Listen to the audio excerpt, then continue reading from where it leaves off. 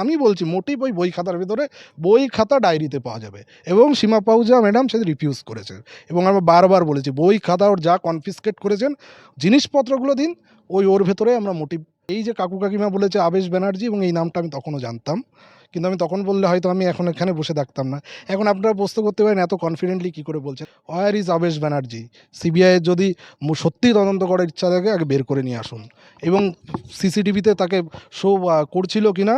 এবং সেদিন আমি আরও বলছি যে দুজনকে একজন তার আমি নাম এই মোমেন্টে বলবো না, একজন ওই ডিপার্টমেন্টের তার একজন ক্লোজেস্ট পরিচিত ডক্টর, সে 2 থেকে 3 মাস তার নিজের ডিপার্টমেন্টে যায়নি, আউটসাইডার 3 মাস, এবং তার সেই নামটাও হচ্ছে একাধিকবার কাকিমা বলেছে খামবন্দি সিলেও দিয়েছে, কিন্তু সিবিআই সেটা নিয়েও তদন্ত করেনি।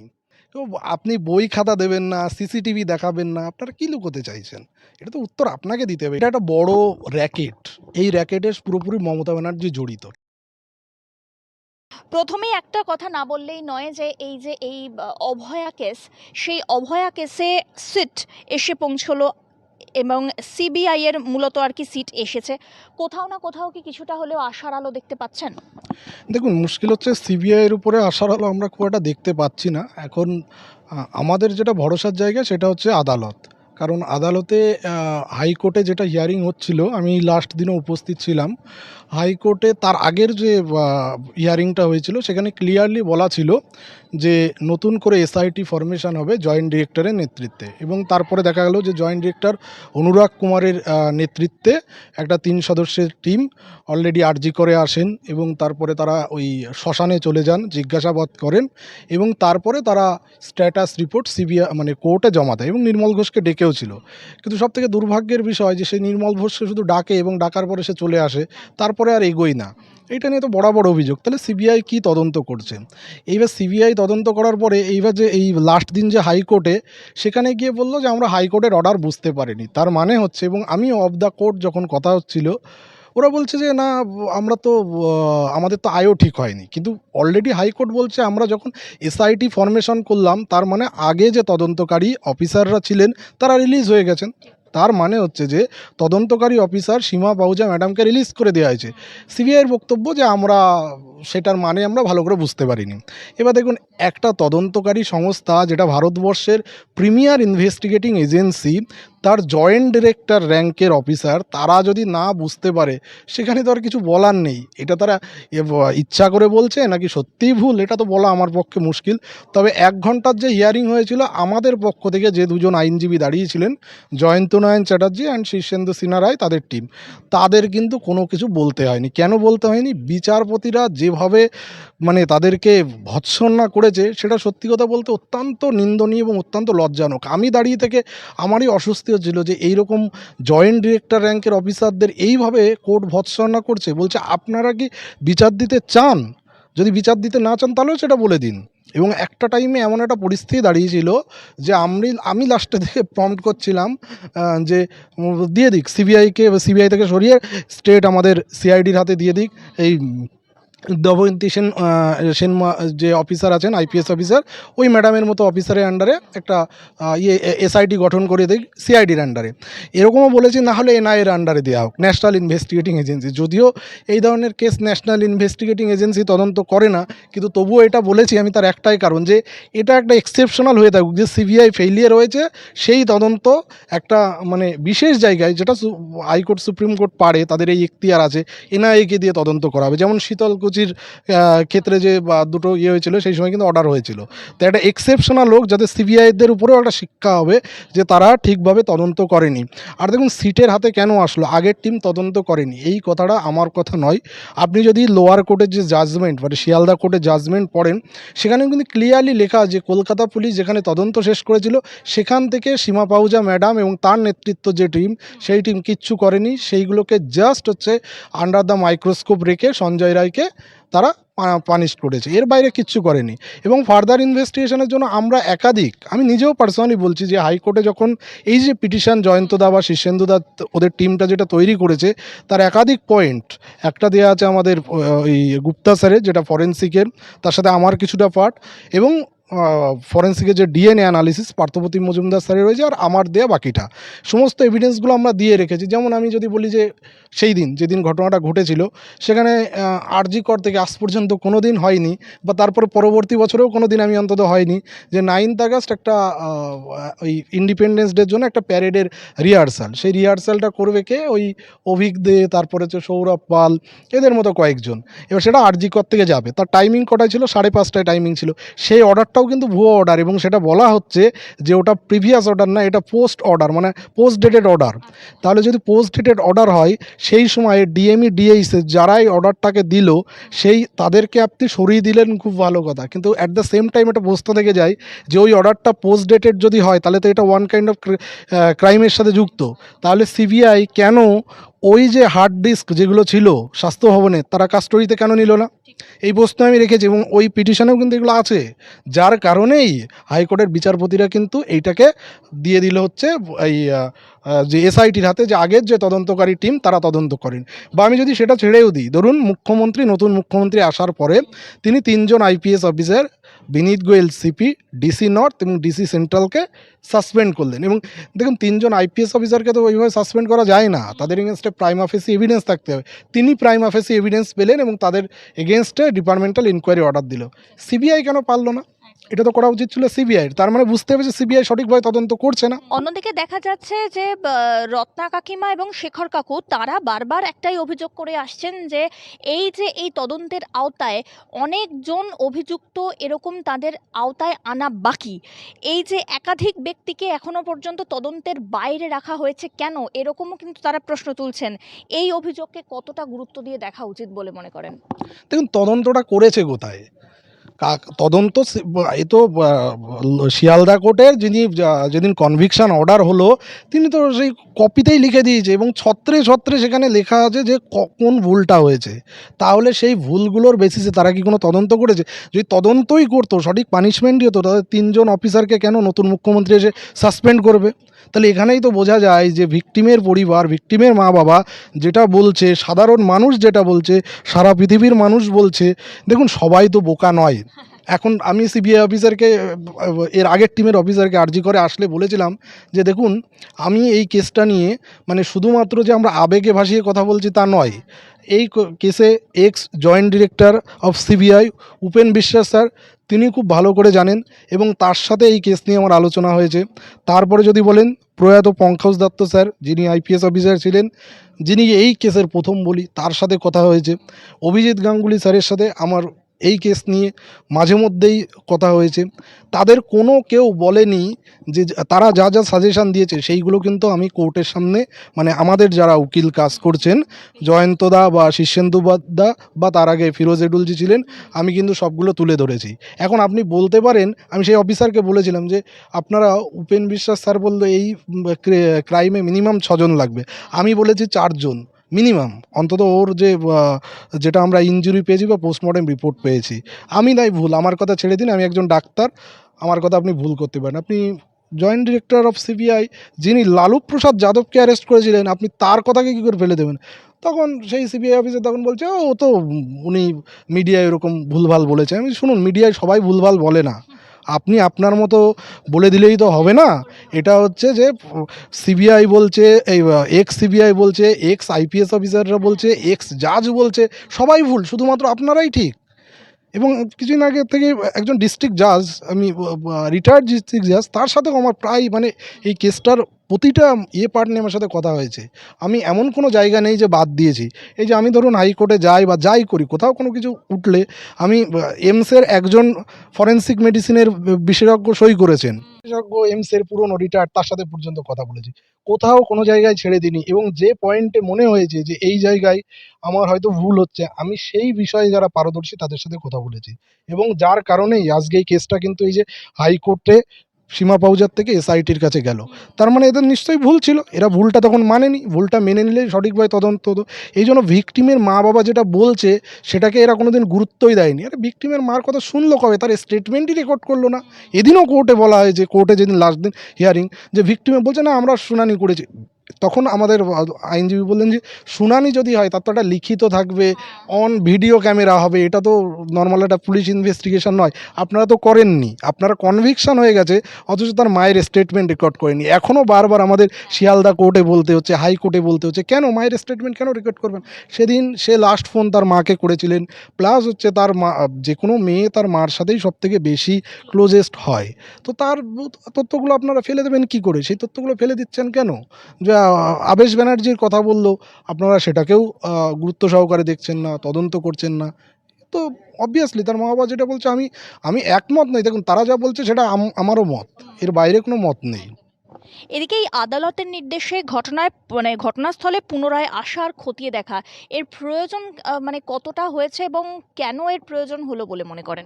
দেখুন, হাইকোর্টে বলা ছিল যে ওই দিন যে আরজিকর থেকে, আরজিকরে যখন মানে অভয়ার বডি পাওয়া গেছে, সেই সেমিনার রুম থেকে শুরু করে তার যে দাহ কার্য হলো পানিহাটি শ্মশানে গিয়ে, এই পুরো টাইম পর্যন্ত পুরোটা তদন্ত করতে হবে। এটা কিন্তু হাইকোর্টের অর্ডারে আছে।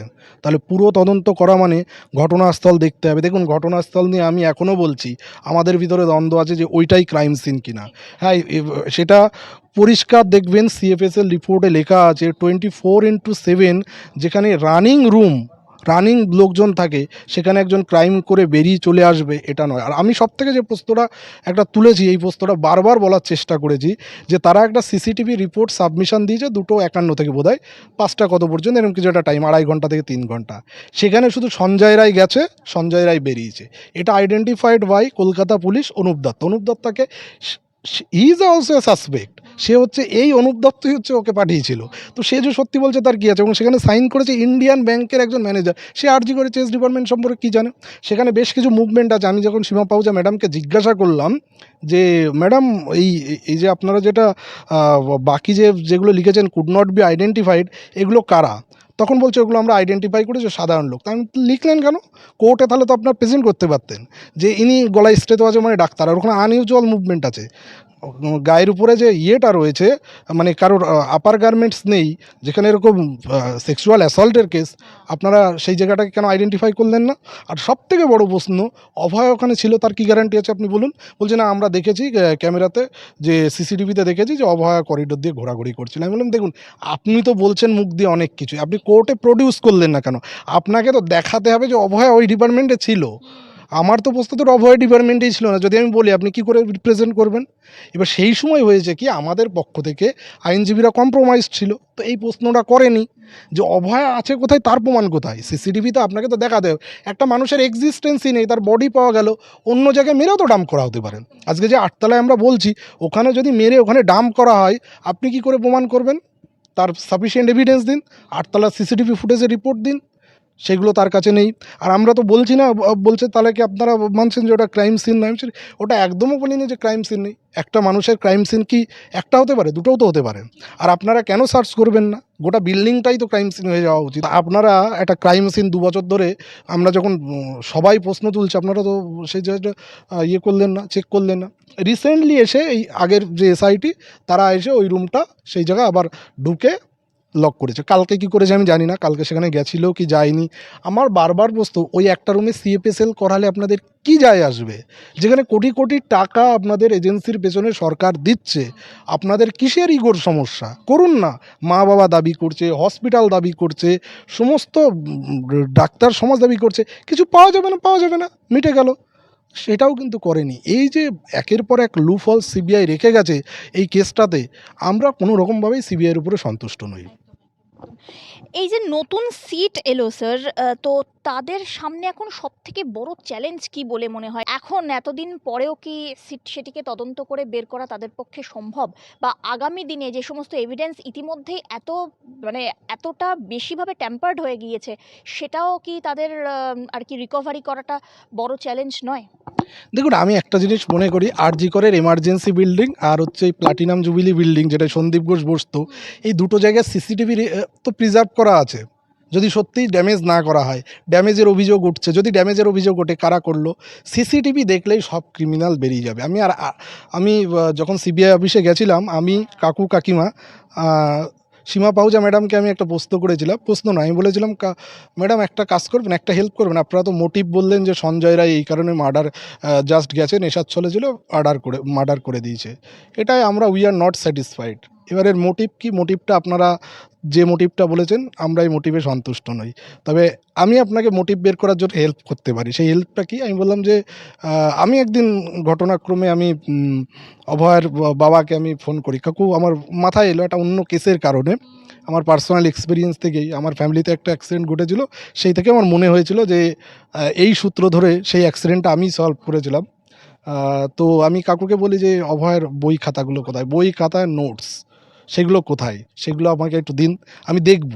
তখন বলছি না, ওগুলো তো সিবিআই নিয়ে গেছে। সিবিআই নিয়ে গেছে মানে? বলছে হ্যাঁ। আমি সত্যি কথা বলতে আমার অতটা খেয়াল ছিল না। তো আমি বললাম তাহলে বইগুলো নিয়ে যেতে পারে। আমি সিবিআই অফিসে গিয়ে এক কথা জিজ্ঞেস করলাম যে ম্যাডাম আপনাদের তদন্ত যেটা করছেন সেটা তো বই খাতা সব দেখে নিয়েছেন, তাহলে অন্তত মেয়ের বই খাতাগুলো ফেরত দিন। সেই বই খাতাগুলো তো ওর ঘরে সাজিয়েও রাখা যেতে পারে।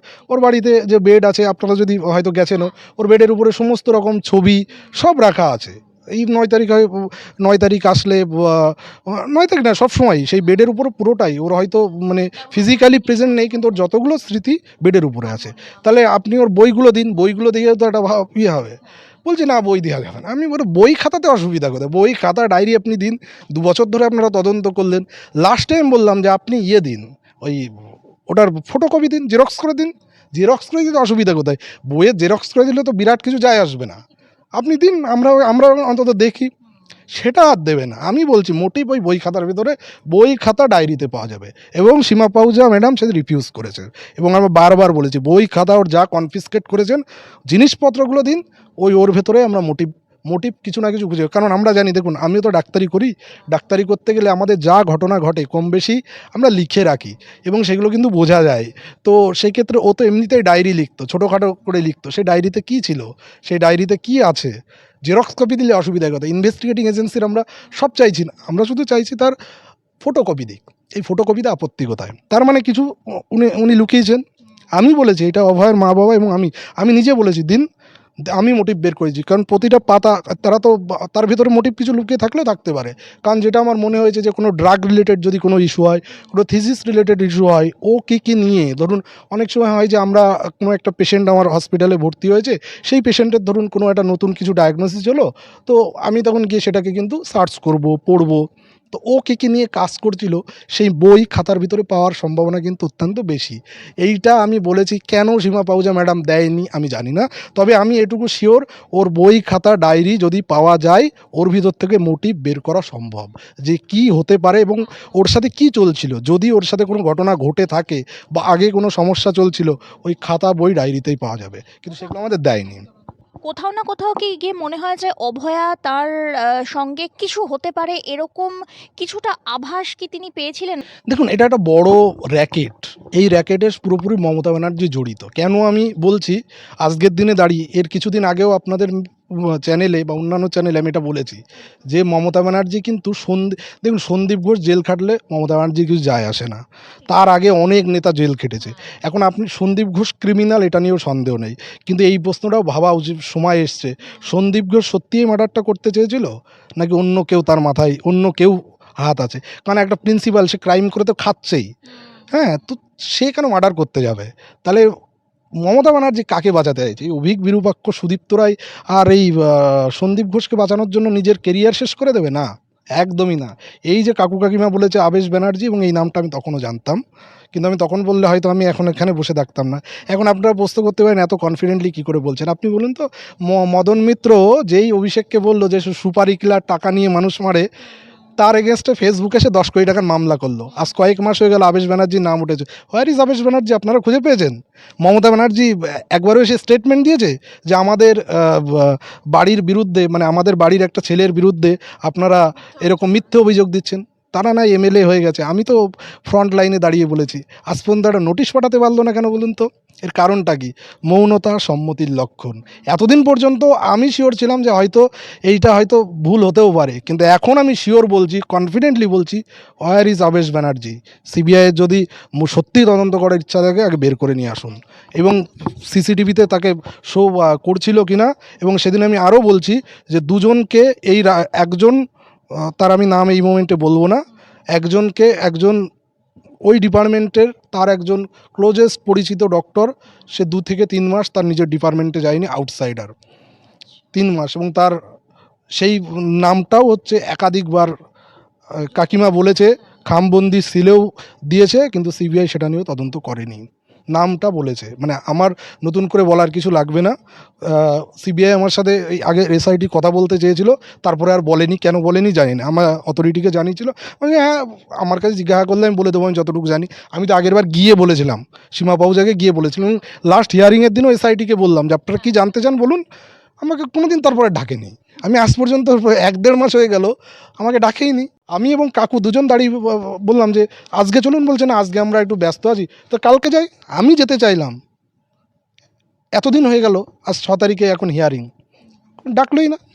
দ্বন্দ্বটা কোথায়, মানে কেন বারবার কোথায় কোন সূত্র থেকে এনারা, মানে সেই বড় প্রাচীরের অদৃশ্য প্রাচীরের মতন একটা বাধাতে কি এনারা আটকে যাচ্ছেন?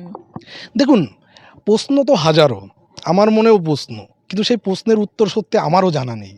আমিও জানি না কেন, কোন বাধা, কিসের ভিত্তি, কী জন্য সিবিআই তদন্ত করছে না। আর আজকালকার দিনে যুগে যদি বলেন এভিডেন্স ট্যাম্পার হয়েছে, শুনুন, ডিজিটাল এভিডেন্স এইভাবে সব নষ্ট করা যায় না। আর যদি এভিডেন্স নষ্টও হয়, কিছু এভিডেন্স নষ্ট হলেও একটা কথা আছে, 100% নষ্ট করা যায় না। আর সার্কামস্ট্যান্সিয়াল এভিডেন্সের ভিত্তিতেও করা যায়। আপনি এমার্জেন্সি বিল্ডিং আর এই বিল্ডিংয়ের সিসিটিভিটা দেখুন না। আমরা তো কোর্টেও বলেছিলাম সিসিটিভি দেখানো হোক, কেন দেখাচ্ছে না, কী জন্য দেখাচ্ছে না? তারা নিজেরা আমাদের আইনজীবীকে দেখাতে পারে, তারা তো দেখাচ্ছে না। তো আপনি বই খাতা দেবেন না, সিসিটিভি দেখাবেন না, আপনারা কী লুকোতে চাইছেন? এটা তো উত্তর আপনাকে দিতে হবে, এটা তো সিবিআই উত্তর দিচ্ছে না। জয়েন্ট ডিরেক্টর র্যাঙ্কের অফিসারের স্ট্যাটাস রিপোর্টটাকে হাওয়ায় উড়িয়ে দিচ্ছে বিচারপতিরা। সেখানে আমরা দেখুন, আমরা তো বিচারের জন্য 2 বছর ধরে লড়াই করে যাচ্ছি। তো সেই জায়গায় আমরা কি বলতে পারি? মানে নিজেদেরকে যারা হাস্যকর জায়গায় নিয়ে গেছে, এটাও বলেছে এটা সারদা তদন্ত নয়, এটা রেপ অ্যান্ড মার্ডার কেস। এটার যদি বিচার না হয়, তাহলে আমাদের দেশে কোনো কিছুর বিচার হবে না। এই নতুন টিম আসার ফলে আরও নতুন কোনো অভিযুক্ত সামনে আসতে পারেন, বা আরও নতুন অভিযুক্তের নাম জড়াতে পারে, এক্ষেত্রে কি মনে হয় আপনার? দেখুন, অভিযুক্ত তো অনেকে, অলরেডি কাকিমা বলেছে, আমি সেই নামগুলো নিতে চাইছি না। সেই অভিযুক্ত লোকজনের ভেতরে দেখুন, এখন যদি প্রশ্ন করি যে ডিপার্টমেন্টে এই ঘটনা হয়েছে তারা কিছু দেখেনি, এটা আমি অন্তত বিশ্বাস করি না। আমার ফ্র্যাটার্নিটির লোক আমার বিরোধিতা করবে, কিন্তু এটা তো বাস্তব সত্যি কথা যে 3টে জিনিস হতে পারে, যে ওই জায়গায় ঘটনাটা ঘটেনি তাই কিছু দেখেনি, আর একটা হতে পারে ওদের সামনে হয়েছে তাই ওরা কিছু দেখতে পায়নি, আর নাহলে তারা ঘুমিয়েছিল। এর বাইরে তো আর কিছু হতে পারে না। একটা কেউ ঘটনা ঘটে গেল, আমি কিছু দেখলাম না, এটা কোনো দিন হতে পারে না। যেখানে 24/7 আওয়ার্স রানিং, সেই জায়গায় কোনো পেশেন্ট পার্টি দেখলো না, কোনো ডাক্তাররা দেখতে পেলো না, এটা হয় না। ওর মা বাবা বারবার বলেছেন, প্রশ্ন তুলেছেন, কাস্টোডিয়াল ইন্ট্রোগেশন চেয়েছেন। আমি জানি না সেগুলো কেন সিবিআই করে না, কী জন্য করে না, এ নিয়ে তো হাজারো প্রশ্ন আছে। সন্দীপ, এই যে ডিএনএগুলো যে মেলানোর কথা, সেটা কেন মেলালো না? এক্সট্রা কন্টামিনেশন বলে চালিয়ে দিল। কন্টামিনেশন মানে আদার্স হিউম্যান ডিএনএ। সে সন্দীপ ঘোষের ডিএনএই তো মেলানো উচিত ছিল। ওই ক্রাইম সিনে ছিল হচ্ছে অভিক দে, আরও যারা ছিল, ওই যে প্রসূন চ্যাটার্জি, সন্দীপ ঘোষের যে পিএ, তাদের সবার ডিএনএ মেলানো উচিত ছিল। আরে তদন্ত করতে গিয়ে মানুষ হচ্ছে ওই মোবাইল খুঁজতে গিয়ে জীবন সাহার ক্ষেত্রে জল পরিষ্কার করে ফেলে দেওয়া হয়, আর সেখানে আপনি ডিএনএ মেলাবেন না, যেটা একটা সাধারণ কাজ। হসপিটালে গেলে ব্লাড টেনে ডিএনএ মিলিয়ে দেয়, আর আপনি সেই ডিএনএ 2 বছর ধরে মেলালেন না। পুকুর জল তুলে দিচ্ছে সিবিআই, আর আপনি এইটা পারছেন না। এগুলো বিশ্বাসযোগ্য? তো ইন্টেনশনাল।